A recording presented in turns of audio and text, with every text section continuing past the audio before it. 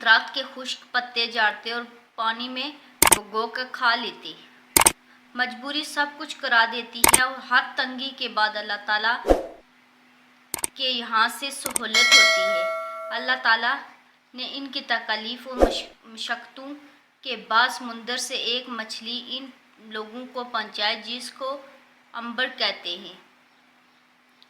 اتنی بڑی تھی کہ 18 روز تک یہ حضرات اس میں سے کھاتے رہے اور مدینہ منورہ پہنچنے تک اس کا گوشت توشو میں ساتھ تھا۔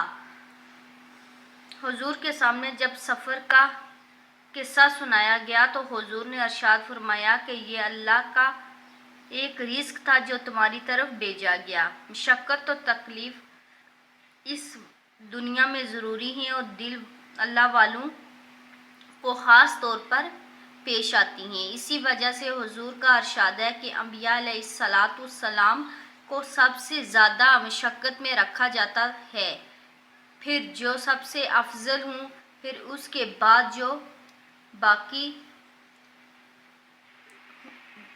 ہوں۔ آدمی کی آزمائش اس کی دینی حیثیت کے مطابق ہوتی ہے اور ہر مشقت کے بعد اللہ کی طرف سے اس کے لطف و فضل سے سہولت بھی عطا ہوتی ہے۔ یہ بھی غور کیا کریں کہ ہمارے بڑوں پر کیا کیا گزر چکا اور یہ سب دین ہی کی خاطر تھا، اس دین کو پھیلانے میں جس کو آج ہم اپنے ہاتھوں سے کھو رہے ہیں۔ ان حضرات نے فاقے کیے، پتے چاپے، اپنے خون بہائے اور اس دین کو پھیلایا جس کو آج باقی بھی نہیں رکھ سکتے۔